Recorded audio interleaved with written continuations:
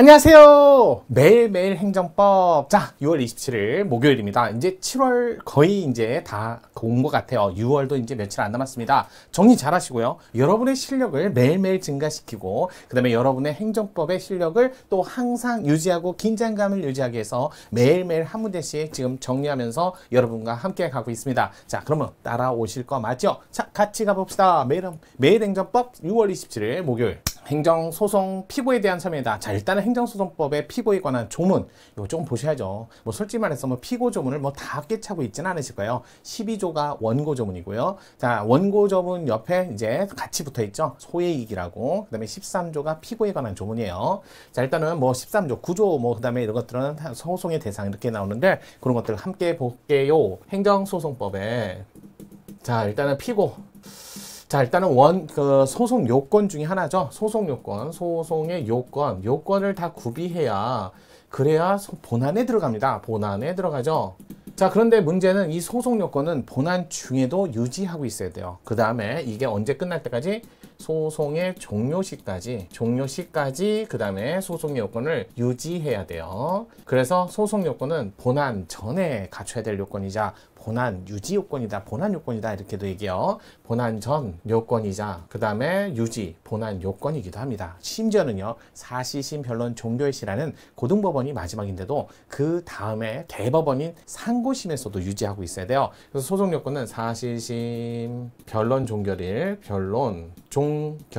뿐만 아니라 여기에는 대법원 상고심도 포함된다는 거 요거 정확하게 기재하고 계셔야 돼요. 그러니까 대충 어느 정도 한다 해서 난 알고 있겠지 그렇게 생각하시면 큰일 납니다. 자, 기본적으로 사실심 변론 종결일 뿐만 아니라 대법원 상고심까지도 계속 유지하고 있어야 되니까 자, 그냥 한다고 생각은 하지 마세요.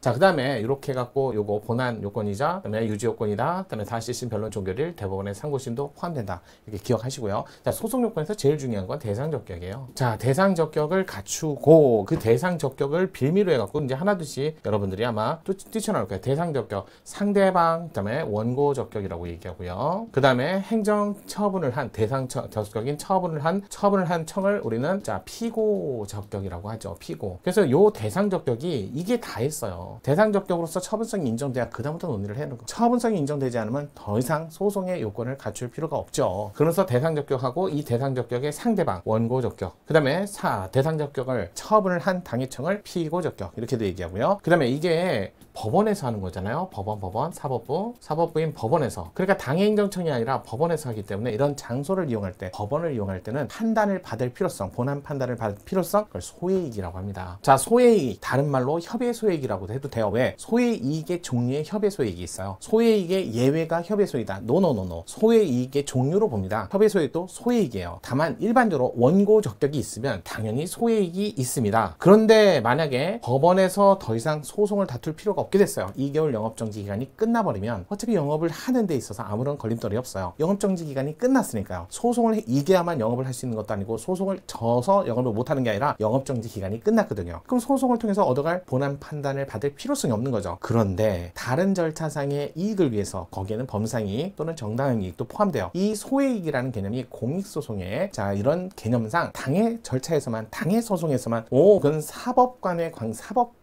관계에서 민사소송할 때는 당사자, 요 사건 이게 중요한데 공익소송은 솔직히 말해서 이 사건과 관련된 소송을 한 번에 정리해 주는 게 공익소송이에요. 그러다 보니까 다른 절차상의 범상이익뿐만 아니라 정당한 이익이 있어도 법원에서 판단을 받을 필요가 있다라는 거죠. 그래서 일반적으로 소외이익, 협의의 소외이익은 단순히 범상이익보다도 조금 더 넓은 개념으로서 정당한 이익까지 포함된다 했던 그래. 공무원, 고등학교, 국공립고등학교 퇴학처분 사건 꼭 기억하셔야 돼요. 이 네 가지, 1번 자 대상적격, 2번 원고적격, 3번 피고적격, 4번 소외이익, 이 네 가지를 당사자 요건이라고 합니다. 그러고 나서 나머지는 기간, 전심 절차, 그 다음에 관할, 이게 세 가지 요건을 반드시 소장이라는 특별한 문서로서 형식을 갖춰야 되는 게 소송의 요건에 해당돼요. 모두 8가지가 되겠죠. 소장까지. 자, 이 중에서도 제일 중요한 건 대상적격이지만 당해 문제에서는 13조에 있는 피고적격을 물었어요. 근데 문제가 피고적격 행정청인데 행정청의 개념이 합의행정청, 그다음에 독립행정청, 그다음에 독임제 행정청이라고 하는데요. 솔직히 독임제 행정청에 나오는 건 대통령, 그다음에 국회의장, 대법원장, 헌법재판소장 이분들은 항상 나오면 독임제 행정청에서도 대통령 바쁘시죠. 행정부 1등, 그다음에 사법부 1등, 대법원장, 그 다음에 국회 1등 국회의장, 이렇게 개념 보시면 돼요. 그분들 바쁘시니까요, 소송에 왔다 갔다 하기엔 시간이 없어요. 대통령 대신 해당 사무 소속 기관장, 항상 법무장이 나오는 건 아니에요. 만약에 경찰 업무다 그러면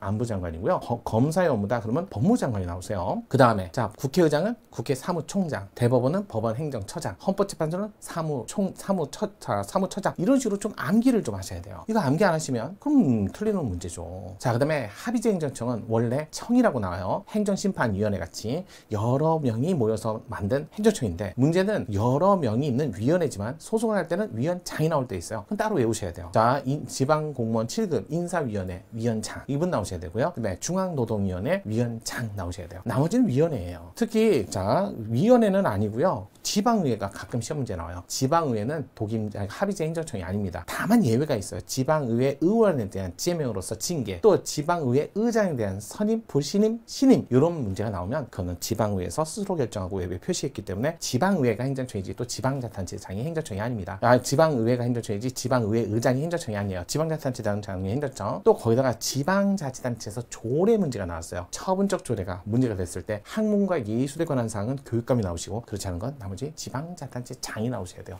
자, 피고가 나올 수 있는, 자, 문제는 요 정도는 좀 암기하셔야 돼요. 행정청의 개념은 스스로 의사를 결정, 그다음에 외부에 표시할 수 있는 기관, 만약에 표시기관과 그다음에 결정기관이 다를 때는 표시기관을 행정청이라고 합니다. 또 조심해야 될 게 처분권한청과 통지청이 있을 때는 처분청이 행정청이에요. 이런 것들은 좀 보셔야 돼요. 자, 볼게요. 그래서 소송의 피고, 자, 행정청 대안 설명으로 옳지 않은 것은, 옳지 않은 거 1번, 취소 소송은 다른 법률에 특별한 규정이 없는 한 그 처분 등을 행한, 대상적인 처분을 행한 피고 당의 행정청 피고를 하지만 처분 등이 있은 뒤 그 처분 등에 관계되는 권한이 다른 행정청에 승계되면, 요거 14조에 있어요. 14조 1항에 뭐라고 되어 있냐면, 자, 원고가 피고를 잘못 지정했을 때, 그럴 때 신청으로만 피고를 변경할 수 있고요. 나머지 2항에 행정청이 합병됐을 때, 그만 합병되고 남은 그 행정청이 승계를 하니까 그만 합병된 청, 자, 합병되기 전이 아니라, 따라서 자, 이렇게 보면 돼요. 자, 처분 등에 관계된 권한이나 다른 행정청이 승계된 때는 승계한 행정청을 피고를 한다. 이거 14조 2항에 있는 지문이에요. 자, 2번, 조례가 집행에 개입 없이도 그 자체로 직접, 그러면 이걸 처분적 조례라는 거죠. 자, 원래 조례는 법의 형식을 띠고 있기 때문에 일반 추상성을 띠고 있으나,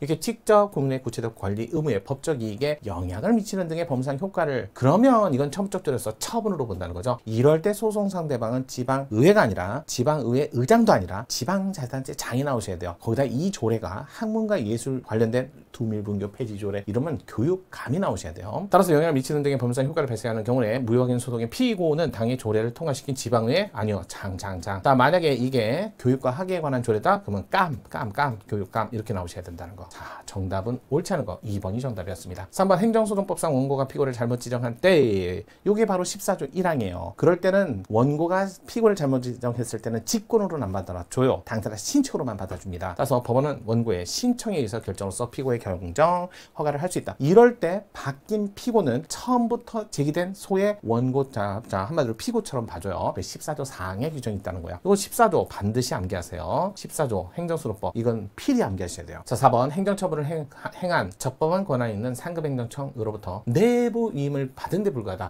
자, 비슷한 개념이 내부임, 기관임이라고 보시면 돼요. 내부임이나 기관임을 받으면 이건 심부름했다고 생각하시면 돼요. 심부름하면 심부름을 한 사람을, 자, 심부름 시킨 사람을, 심부름을 직접 하는 사람은 당사자가 아니죠. 원고나 피고가 될 수 없어요. 하지만 심부름을 시킨 사람이 주인이죠. 그래서 자, 내부임이나 기관이라면 위임청이에요. 청이, 자, 이럴 땐 피고가 됩니다. 단 만약에 명의라는 말이 나오면, 자, 원래는 내부임이나 기관임을 했는데 수임을 받은 행정청이 자신의 명의로 했다. 그러면 명의자로 가야 돼요. 그게 위임청, 수임청 가리지 말고요. 따라서 내부임을 받은 데 불과한 하급 행정청이 권한 없이 행정처분을 한 경우 실제로 그 처분을 행한 하급 행정청은 피고로 할 것이지, 그 처분을 행한 적법한 권한 있는 상급 행정청을 피고로 할 것은 아니다. 자, 일단은 명의자. 원래 자, 하급 행정청은 전달만 해야 돼요. 내부임을 한 데 불과한 하급 행정청인데 권한 없이 행정처분을 했다? 이게 뭐예요? 권한 없이 행정처분을 했다는 것은 자신의 명의로, 이런 뜻이에요. 그러니까 전달만 해야죠. 원래 내부임하면 전달만.